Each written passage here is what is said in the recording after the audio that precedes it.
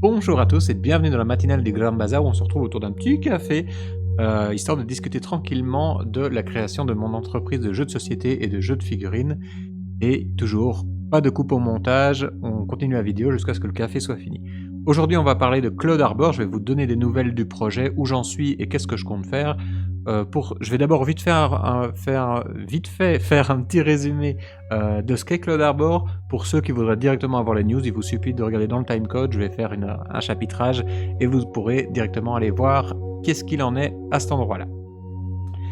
Alors, Cloud Arbor, c'est un jeu de figurines d'escarmouche. En fait, j'avais d'abord fait un jeu d'escarmouche qui s'appelait Warband, c'était mon premier jeu, et j'y connaissais absolument rien au métier d'édition. Le jeu, je le trouve super, il est toujours jouable, mais au niveau économique, j'avais fait pas mal de grosses erreurs, il n'y avait pas moyen de... Enfin, j'avais vu les choses en grand, en fait. J'avais vu ça comme si ça allait être un carton, et que j'allais avoir des communautés, pouvoir faire des tournois et tout, qu'il allait avoir une méta qui allait s'installer. Calmos, petit bounit, il faut d'abord faire ses armes. J'aurais dû commencer par quelque chose de beaucoup plus petit. En même temps, je le savais, je l'avais dit, je voulais faire quelque chose pour apprendre et faire des erreurs. Ben, c'est fait, j'ai fait des erreurs. Cloud Arbor, c'est ma deuxième proposition dans le même univers, et ça se veut être un jeu plus accessible et moins surtout compétitif, de sorte à ce que les joueurs soient un peu plus indépendants. Et n'aient pas forcément besoin de moi pour gérer une communauté. Et le gros point positif de Cloud Arbor, c'est que je pousse l'immersion dans le monde un peu plus loin. Donc en fait, Cloud Arbor se passe sur une ville volante qui est en train de s'effondrer. Et du coup, on peut sauter entre les passerelles, à la place d'avoir la table, ben, vous avez du vide. Bon, c'est la table qui représente le vide. Mais du coup, vos personnages peuvent tomber du plateau et vraiment tomber. Et ça fait vraiment... Donc c'est un jeu avec beaucoup d'acrobatie, où on se pousse, où on essaye de se rattraper au bord du plateau. C'est très très fun. Beaucoup moins compétitif parce que y a des gros imprévus qui se passent, mais c'est volontaire. Et ce jeu, je galère un petit peu plus parce que j'ai Nexus Keeper, mon projet qui pour l'instant a le vent en poupe, qui me laisse vraiment pas de temps. Et du coup, j'ai du mal à continuer d'avancer sur Cloud Arbor, alors que le jeu est vraiment bien avancé. J'ai fait toutes les règles de base sont faites. Maintenant, il faut vraiment faire l'enrobage, il faut faire une campagne, il faut faire un système de personnages et tout ça. Mais là, avec Octogone et le Ludiverse qui arrive en avril et en mai, j'ai vraiment pas beaucoup de temps, et du coup, il va falloir que je fasse des choix stratégiques. Et c'est là où, voilà, dans la dernière vidéo, on a vu que je voulais faire une campagne et tout, avec un système de progression, pour que vous soyez plus indépendant. Je pense que c'est une très bonne idée. Par contre, il faut savoir comment l'amener du fait que j'ai vraiment pas beaucoup de temps. Et j'ai pensé à ça récemment. Voilà ce que je vais faire. Enfin, tout ça est encore en construction. Comme là, vraiment, je documente le process sur ces vidéos.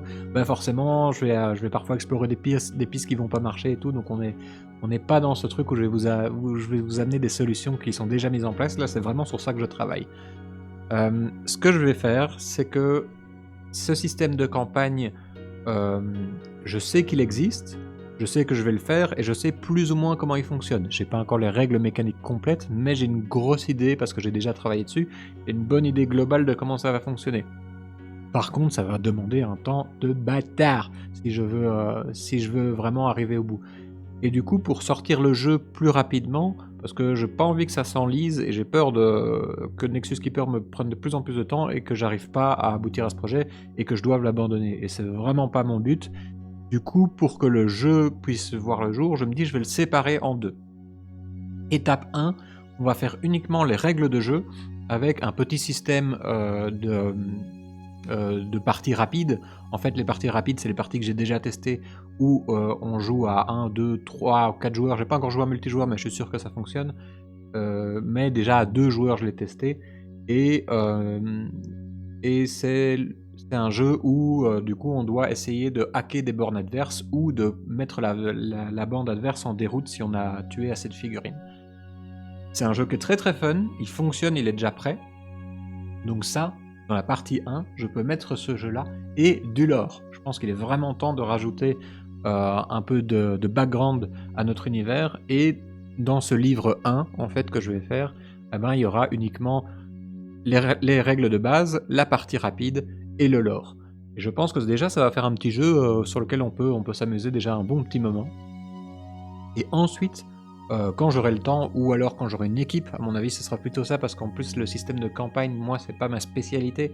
J'ai une idée de comment ça peut fonctionner mais je vais faire plein d'erreurs parce que j'ai jamais fait de campagne donc à nouveau, c'est le genre de truc où j'aimerais bien pouvoir déléguer peut-être à d'autres personnes. Mais du coup, il y aura un livre 2 avec le système de progression, le système de campagne, le système de quartier dont j'ai parlé dans la vidéo précédente sur Cloud Arbor.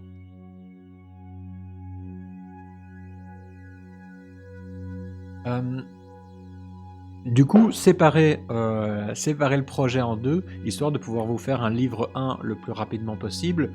Je sais pas vous donner de date, absolument pas, mais je vais essayer que le système de règles soit remanié fin mars, et ensuite après il y aura encore tout l'habillage du livre, donc aucune idée. Honnêtement, je sais pas vous dire quand ça arrive, mais du fait que je réduise la tâche, ça va déjà être beaucoup plus réaliste.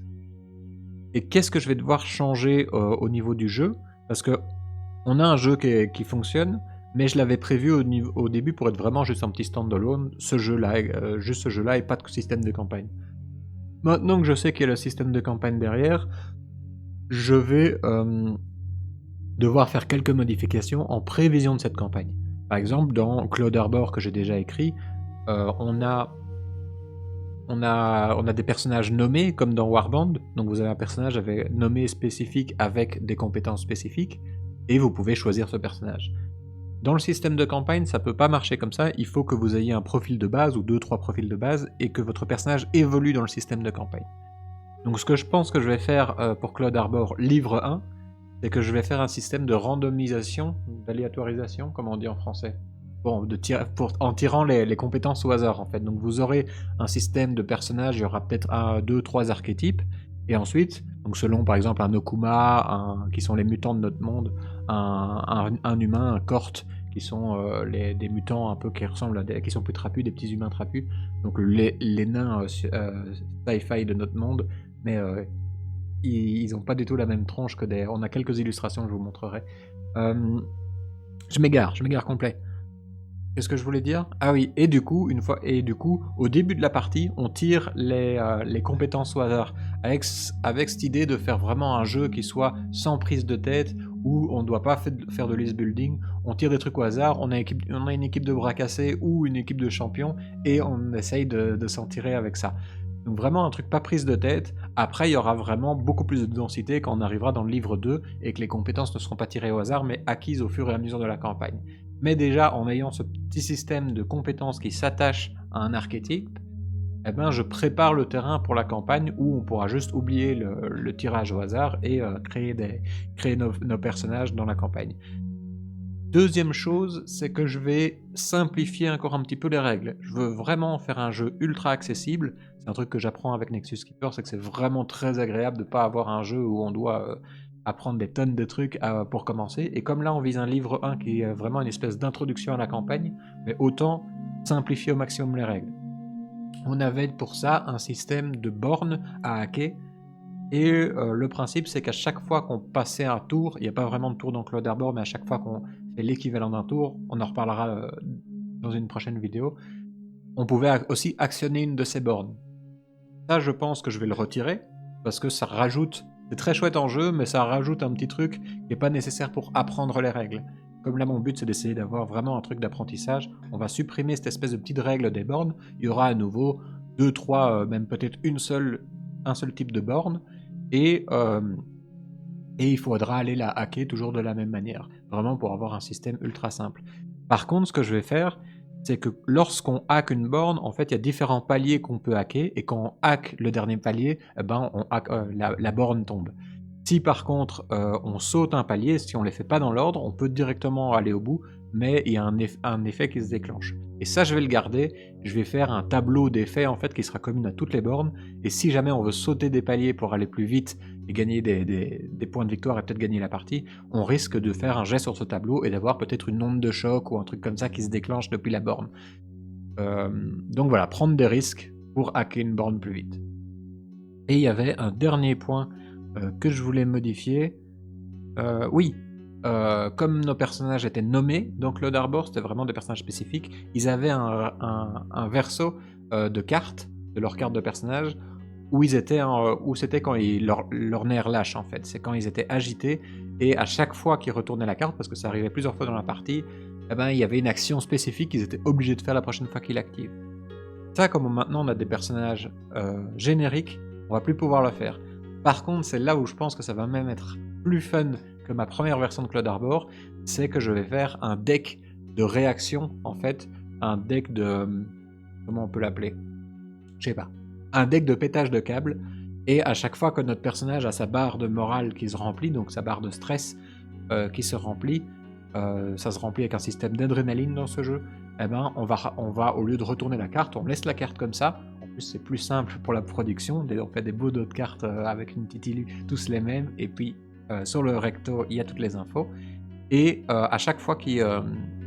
D'ailleurs il n'y a pas besoin de faire de cartes, vu que c'est des personnages génériques, on peut faire des fiches que vous pouvez imprimer. Bref, à chaque fois que sa jauge de morale est remplie par de l'adrénaline, eh ben on va faire un jet sur le tableau de réaction aléatoire, donc c'était sur le tableau de pétage de câble, et je pense même que ça doit pas être un tableau, je pense que là ça vaut le coup de faire un petit deck de cartes.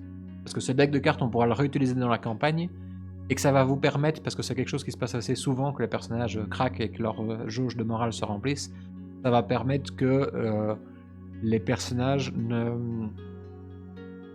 Que dis-je? Que les personnages... à chaque fois que vous avez ça, vous ne devez pas retourner dans votre bouquin. Là, je pense que je vais remplacer certaines choses par des tableaux, genre le tableau de craquage de borne, celui-là, ça va toujours être le même. Mais je pense qu'un deck de cartes pour le système de morale, ça, ce sera un petit plus, et je vais le garder dans le système de campagne. Donc voilà, un livre 1, on va vraiment faire le plus simple, le plus compact possible, mais par contre, on va pouvoir le remplir avec du lore.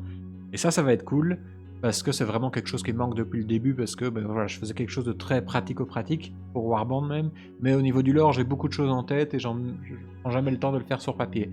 Là, vu que ça va être assez simple, en fait, comme jeu, on va pas avoir beaucoup de pages de règles, enfin, je vais peut-être rajouter quand même des règles d'élévation, donc grimper, monter, descendre et tout, parce que je pense que juste, voilà, moi j'ai fait un système de petites tuiles avec des cases où on peut sauter d'une case à l'autre, mais je pense qu'il faut vraiment prendre le temps de rajouter un chapitre, même s'il est facultatif, ça je pense que ça peut être intéressant que je le mette vraiment en règle facultative, les élévations. Mais je pense que ça va vraiment rajouter que vous puissiez monter sur des éléments de décor, traverser entre les passerelles sur une poutrelle et ce genre de choses. Voilà, en fait mettre un espèce de deuxième étage sur nos plateformes, ça va ajouter pas mal d'immersion. Donc c'est pas nécessaire pour le jeu est plus rapide et plus fluide sans élévation, mais je pense qu'il y a pas mal de gens qui vont être assez motivés par l'idée de pouvoir le faire. Et donc ça, je vais ajouter à mon avis dans le livre 1. Peut-être dans le livre 2 ?